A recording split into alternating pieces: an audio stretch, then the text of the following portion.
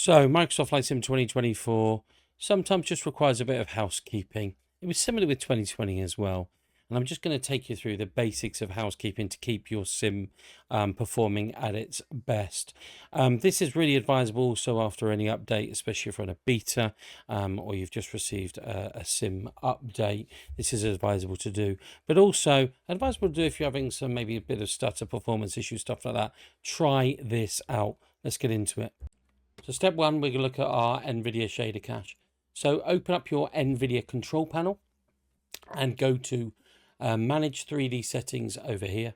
Once you're at manage 3D settings, make sure that you're on global settings and scroll down until you can see shader cache size. And the first thing you want to do is disable that. And once that's disabled, click apply and then restart your PC. Once you've restarted your PC, you want to go to your NVIDIA shader cache folder. I will highlight this in the comments, in the description. Sorry, I'll highlight where the location is for this. And then in each one, you just want to go and then delete the contents of each one. DX cache and GL cache. It could be in one of two locations, so I'll put the two locations in that you can see them. So that's the first step we need to do. The second step we need to do is open disk cleanup and go down to DirectX shader cache. Click that, hit OK, and delete those files. Once that's complete, then go back to your NVIDIA control panel, scroll down to shader cache size, and then re-enable it. 10 gig is the sweet spot. Next, you want to go into your Microsoft Flight Sim 2024 local cache folder. Again, I'll stick the location of that into the description.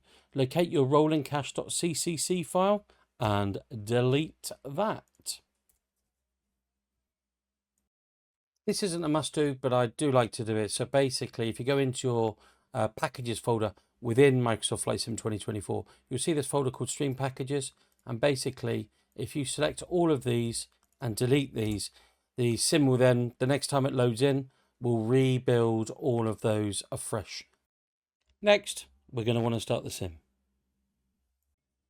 And finally, especially after an update, part of the housekeeping to do is to just check that if you've got any payware, so for example, if you've got AnyBuilds Heathrow and you also have the premium deluxe version of Heathrow as standard, that you haven't got two running at the same time.